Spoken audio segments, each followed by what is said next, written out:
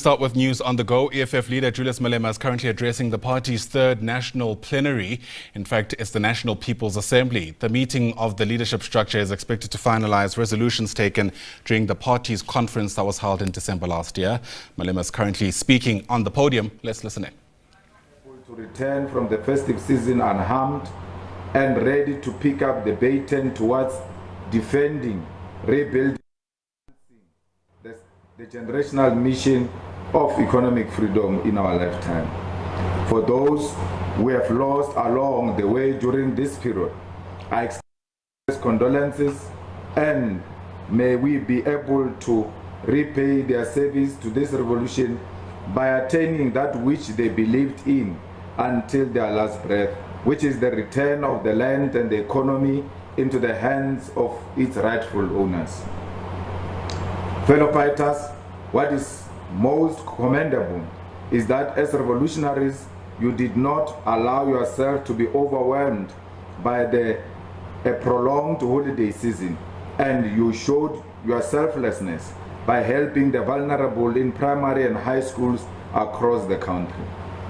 The Umntwana Esikoleni campaign and Sofunda Ngenkani campaign, which aims to ensure that the doors of learning are open for all. It's a generational task we've taken from the revolutionaries who crafted the Freedom Charter.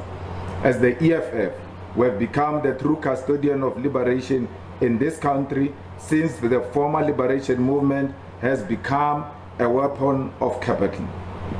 Therefore, when you demand that learners and students must be allowed to register for free, when you deliver laptops, school shoes, uniforms, improve infrastructure and donate to schools to improve the learning experience of the youth, you are picking up the Freedom Charter from the dustbin and implementing it. For your commitment and love for our people, and for your love for education, which is at the center of our freedom, because land and education go side by side, I salute you. I salute you for beginning the new chapter of this struggle by servicing our people, and this is an attitude that must define the EFF moving forward. Commissars and fighters, we are gathered here today after a successful third National People's Assembly, which elected the leadership collective and resolved on key tasks that must be achieved over the next 5 years. The plenum serves as a strategic meeting of the EFF that charts the agenda and program for the EFF for the year, drawing from the mandate and resolutions of the Third National People's Assembly with an appreciation of the condition confronting society today.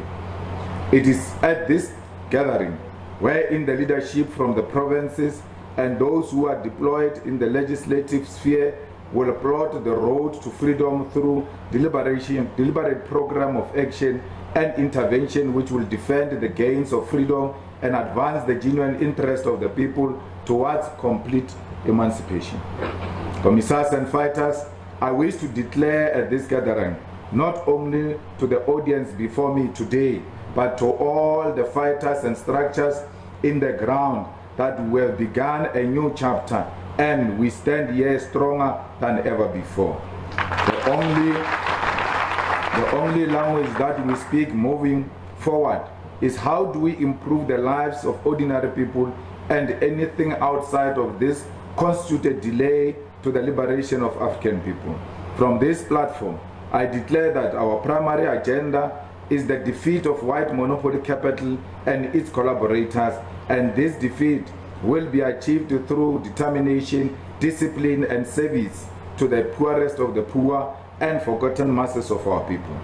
Our declaration is that we have defended this movement of the people, and in our defense we have emerged victorious. Our declaration is that we will no longer mourn, but we will organize ourselves to defeat the enemy who stands in the way of the freedom of our people, whoever that enemy may be. Fellow fighters, we have closed the chapter of contestation. We have closed the chapter of division. We have closed the chapter of infiltration. We have now begun a journey of unity of purpose and unity of principle, and it is so through this that we will liberate the black child from the chains of poverty and hopelessness. Fighters, we are stronger than ever before, and the way you began 2025 by being humble servants of those whose cries are ignored proved to me that we have remained the last hope for our people. You humbled yourself at the feet of the elderly who were begging for help to get their children into school. You humbled yourself before the tears of kids who had never before seen a computer in their lives and gave them that dignity. You presented yourself before a disparate youth that says no to drugs and crime and only needed help with registration. It is this act alone that must encourage you and prove to you that you are a soldier of the people and you belong to the ranks of the Red Army of the EFF. Commissars and fighters, our task now is to rebuild and advance towards total victory in the 2026 local government elections. It is clear that our victory is necessary, and our victory is a demand from generation before us to serve our people. For us, liberation means service to the people. There is no liberation that will be achieved while you are absent from the people. Liberation demands that you subject yourself to the will of the people. Liberation demands selflessness and service, and you must do this without expecting any praise or reward from our people. Fighters, revolution means service at all costs, regardless of the material conditions.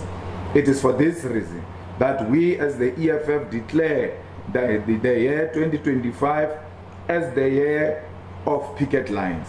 It is the year where we return to the streets and to the people in order to report to them that the EFF is alive and well and remain at their services regardless of what they have thought of us in the past. Commissars and fighters, the EFF is the property of the working class and a child of the downtrodden masses of our people, and therefore in 2025 we return this child to the people. Commissars and fighters, to rebuild we must return to those who gave birth to us, because it is only them who will know how to rebuild that which they gave birth to. It is the people who will give us necessary strength, the necessary courage, and the necessary wisdom to stand on our feet and confront the enemy and complete the mission given to us by heroes and heroines of the past. We have defended this birthright of the liberation struggle, and when provoked we will always do so. But it is now time to focus on the rebuilding process, and the rebuilding process begins with building strong branches, strong sub-regional structures, but most importantly, not building these structures for the sake of it, but building them in order to service our people. It will therefore be compulsory for all commissars, leaders and provincial structures, members of municipal councils, legislatures and parliament, sub-regional structures, and the branches of all of you will be expected to embark on a program of action on the picket lines and service delivery on weekly basis. The picket lines, commissars and fighters refers to where we will be operating on daily basis as the advanced detachment of the working class. As a people's organization, we must have a battlefield, and that battlefield will not be in the offices or in never-ending planning meetings, but our battlefield will be the streets and in communities. It is on these picket lines that will conduct service delivery. Comrades, service delivery does not mean you must have money or be deployed in government, because the former liberation movement must be proved to you that being in government does not automatically mean you will service the people. Service delivery means cleaning your own community consistently. It means providing a transport service to the elderly to go and collect their grant so that they do not become victims of crime. And it means forming part of community forums to combat crime. Service delivery means cutting the grass and painting the buildings at your local clinics and schools. It means adopting an indigent family and sharing with them the little you have, because that is humanity. The EFF must begin to be service delivery orientated and socialist, whether we're in government or not. Fellow fighters, the charter that defines a fighter who is on the picket line is the character of grassroots activism. This means that we must be present and active in the popular struggles of our people, not because we want visibility, but because we want to solve the challenges. Grassroots activism means that you must lead the demands for water and refuse collection in your ward and in your VD. It means you must be at the forefront of demanding the repair of potholes, of reporting the abuse of women and children in your community to the police, and you must be at the forefront of fights against drug abuse and corruption by police or councillors who sell jobs in exchange for sex or who employ on the basis of political affiliation. This is the language we must speak in 2025. We must be ruthless against factionalism. We must be harsh against the reporting of lies as we establish sub-regional structures towards the 2026 local government elections. And we must be unforgiving of corruption, laziness, and individuals who fail to take responsibility and initiatives. Commissars, as of today, the language of the EFF in 2025 is what have you done for communities this week? The language of the EFF in 2025 is service delivery and grassroots activism. This year is the year of the picket lines. Commissars and fighters, the plenum that we have convened must deliberate on the finalization of resolution of the Third National People's Assembly, which is a democratic will of the branches of the EFF. These resolutions must be converted into a programmatic agenda that will be implemented by all structures at all levels. Most importantly, the resolutions must be fine-tuned and they must be attached to timelines of implementation so that we can hold ourselves accountable and not delay the will of the branches of the EFF.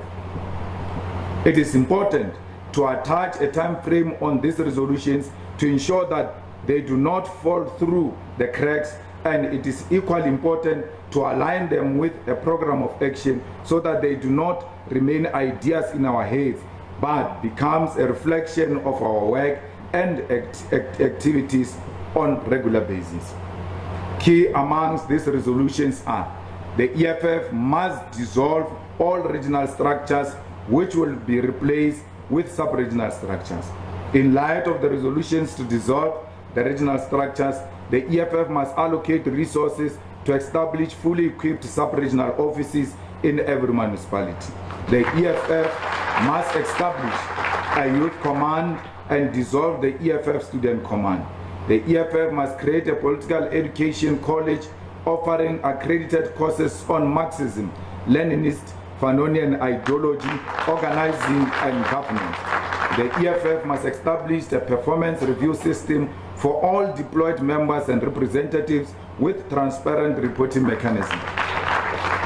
The EFF must table legislation that grants the state custodianship powers over the land by retabling the amendment of Section 25 of the Constitution to expropriate land without compensation. The EFF must establish a land and agrarian unit similar to the EFF labor desk, staffed with highly skilled people to direct an upscale program on land occupation. This unit must have agricultural and legal expertise to minimize programs' impact. The EFF must table a private members' bill amending the extension of the Security of Tenure Act to outlaw the eviction of lifelong farm workers and dwellers. The EFF must provide legal representation, support to rape victims so as to improve the efficient and effective management of cases brought before the organization. The EFF must demand data subsidies for vulnerable people, and push legislative mechanism to introduce Wi-Fi infrastructure at clinics, libraries, and bus stations. The EFF must demand an end to austerity that compromises the health system efficiency and must demand sufficient funding for health care. The EFF must advocate for the establishment of a pharmaceutical industrial zone on state land, including establishment of a state-owned pharmaceutical company, with investors required to collaborate with the state-owned pharmaceutical company to supply affordable medicine and equipment to public health care facilities. The EFF must demand a national public health response to drugs and substance abuse, including state-funded rehabilitation centers and harm reduction programs. The EFF must ensure the finalization of the South African Reserve Bank Amendment Bill to nationalize the central bank. The EFF must introduce student debt cancellation legislation in Parliament to ensure that all student debt is cancelled and no student enters the job market already indebted. This plenary must resolve on the operational mechanism to execute these key resolutions, amongst many others, as it relates to basic education, sports and culture, governance, justice, peace and security, state capacity, progressive internationalism, and state capacity. This mechanism must include guidelines, particularly when it relates to the establishment of regional structures and EFF Youth Command. Fellow fighters, the situation in South Africa under the ANC-DA coalition government has not improved and has in fact entrenched massive corruption and policy uncertainty. It has become increasingly clear that the unity of convenience with right-wing forces and capital by the former liberation movement will result in permanent contradictions and dilute the pursuit of social change and alleviation of poverty and unemployment. The coalition partners are in a permanent state of conflict on ideological questions and implementation of otherwise progressive legislation, because the intention of domestic and global capital was to ensure that progressive policies are not implemented by partnering the former liberation movement with racist and capitalist political parties. It has become increasingly clear that the marriage of convenience that today governs South Africa was established to ensure that the EFF is kept out of power at all costs, despite confusion that will arise out of a marriage between the right-wingers and a former liberation movement. The Bella Act has been fully signed into law, and the EFF will ensure that this progressive legislation is implemented without compromises or delay. Expropriation Act, although remains a cosmetic measure to address the land question and does not fully address the question of the need of expropriation of land without compensation, and the question of custodianship must be defended from the outrage of racists who oppose even slight steps to return the land to the rightful owners.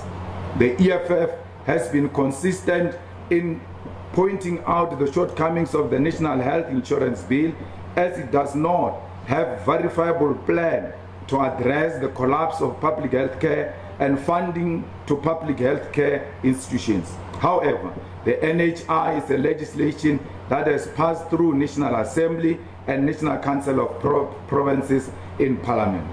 As a result, we must defend the principle of lawmaking processes as enshrined in the Constitution, because the so-called GNU does not have the power to reverse or review the bills which have already passed in Parliament.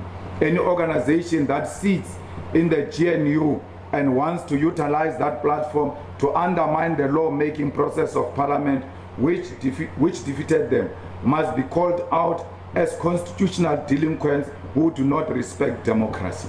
Democracy remains democracy even when it does not favor you, and we must defend this principle at all costs. Commissars and fighters, despite the heavily funded and orchestrated political alliance to portray the EFF as an organization that will collapse governance and the economy of South Africa, The EFF has been at the center of stable and functional governments in local government municipalities. The municipalities where the EFF governs are defined by stability and service delivery, while the so-called government of national unity has been defined by corruption scandal, policy uncertainty, disputes and increases in unemployment through retrenchment in key industries. In the city of Tshwane, the EFF MMCs have been working tirelessly to ensure that the city is clean and that there is a provision of clean drinking water. And over the past month, for the first time, the people of Hammanskraal had clean drinking water. The city of Tshwane is the best example that the removal of the racist DA from government does not mean that governance will collapse, because service delivery has thrived in Tshwane since the DA was removed and replaced by the government of the EFF. In the city of Johannesburg, public safety and visibility is at its best level. And although other departments are failing in their responsibility, such as cleaning up our streets or fixing our roads, providing adequate electricity and water supply, where the EFF is deployed in the executive of Johannesburg municipality, we deliver services. The same goes for EFF Ekurhuleni and Nelson Mandela Bay, where provision of water and fixing of infrastructure is on track in Ekurhuleni, while in Nelson Mandela, the indigents such as old age homes are receiving cancellation to their debt to the municipality because of the EFF. There is much more work that can be done in this year of the picket lines. Our MMCs must perform to the highest level and they will receive regular performance reviews. Comrades, fighters, and the people of South Africa, our nation finds itself in the middle of a war in the Democratic Republic of Congo without a clear explanation as to why. As the EFF, we commend our courageous soldiers who fought bravely and placed their lives on the line in order that they must ensure there is peace and stability in the DRC. Our soldiers are disciplined and could never question those orders, and they have followed these orders with discipline. There can be no doubt that those soldiers who have passed on sacrificed their lives and deserve to be recognized and honored. However, at the heart of the conflict in the Congo is not a desire for peace, but the greed of the West for the minerals wealth of Congo. The DRC is a home of vast reserves of minerals essential for modern technology, including cobalt and tin, titanium and gold. Around 70% of the world cobalt, crucial for electric cars, batteries, and smartphones, comes from DRC, yet Congolese people see none of these riches. Instead, multinational corporations and West nations exploit these resources while fueling conflict to maintain their access. Over 200 companies from the UK and Belgium are involved in the purchasing minerals from the DRC, and these nations directly finance armed groups and perpetuate violence.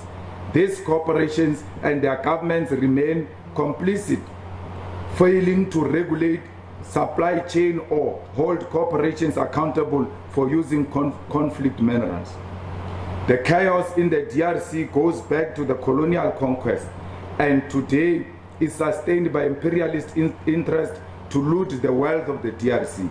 This conflict is equally fueled by ethnic divisions in the region. Comrades, it is here where the influence of Rwanda in the DRC emerges, as ethnic groups that fled from Rwanda during the Rwandan genocide and settled in the Eastern Congo are used as the basis for Rwanda support for M23 rebel against the regime in the DRC, while Rwanda is simultaneously a proxy of Western interests in the Congo. The conflict in the DRC, therefore, does not require a head of state who suffers from a desire to be a hero at the expense of the lives of our soldiers, without an appreciation of the condition that informs the conflict. It is when you do not appreciate the condition that inform the conflict in the DRC that you will speak in folk tongues when you speak to the president of Rwanda and communicate a different message to the people of South Africa. Lies have short legs, Mr. President, and we demand clarity from you because you have sent our soldiers to their death and then antagonized forces in their region, knowing very well you are not prepared for war. It is crucial for fellow fighters to acknowledge this history and ask ourselves what is the specific role of the South African National Defense Force in the Congo, and in whose interest is our mission in the Congo. Whose peace and stability are we pursuing in the Congo? Is peace and stability for the continent or peace and stability for mining interests of global capitalists?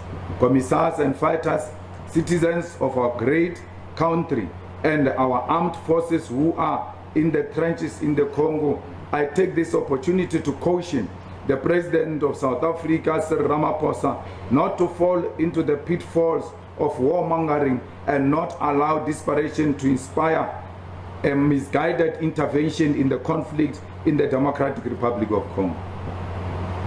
For centuries, when a nation is confronted by massive social and economic challenges such as poverty, starvation, homelessness, and unemployment, war has been a weapon of the ruling elite to mobilize patriotism.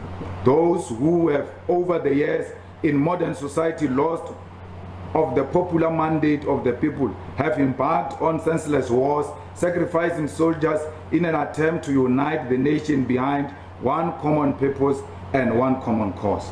The President of South Africa ought to be careful to not allow fanatics to incite him into war simply because it will give the people who have lost hope in him a common enemy to unite against.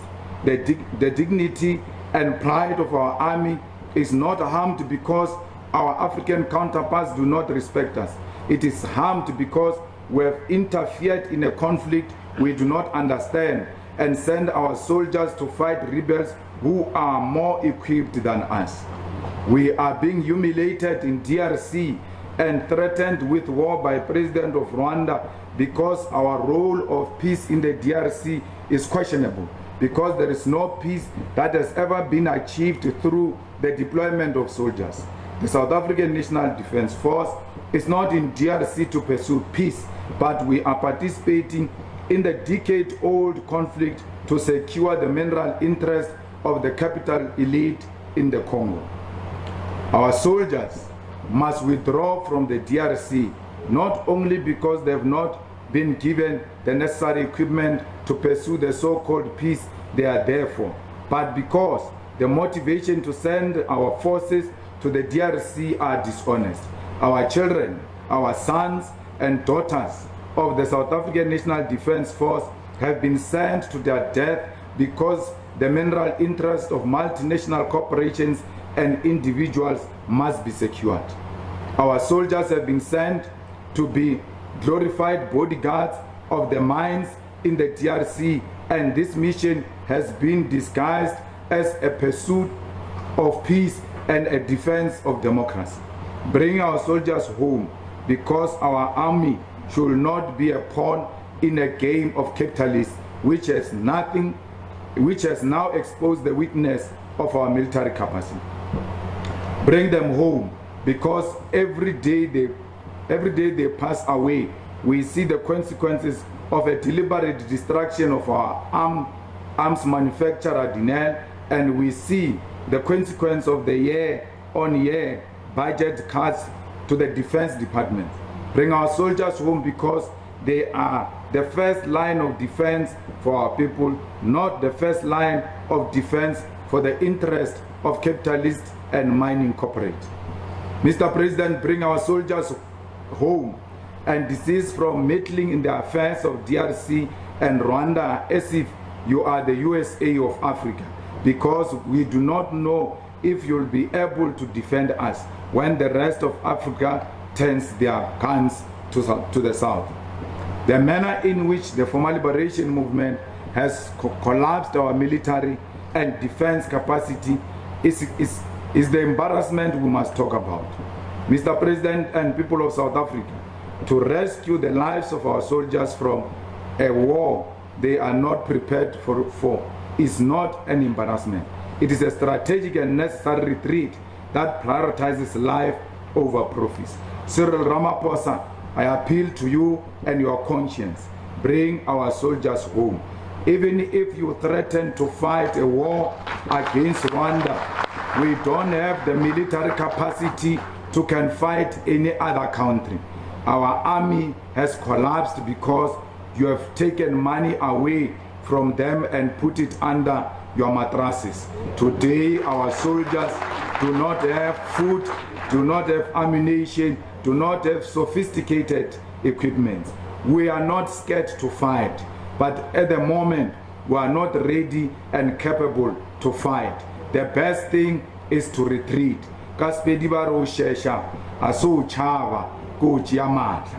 Commissars and fighters, let us make use of the time we have at this plenum to resolve on critical questions and map the way forward for our organization. This is the first and the final plenary meeting for the 2026 local government elections, because after this, we head straight to the ground to establish the sub-regional structures and lead society directly from the picket lines. The past is behind us and can never determine our future or our destination. The EFF remains the weapon of the masses of our people, and it will achieve the generational mission of economic freedom in our lifetime. I thank you.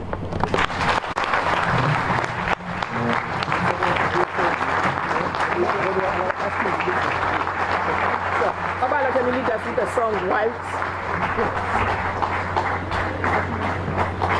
Hello?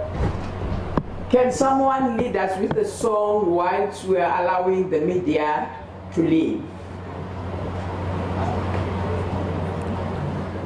All right, so there you have it. Julius Malema speaking there for the EFF's national plenary. It's essentially a gathering where they map the way forward for the year ahead.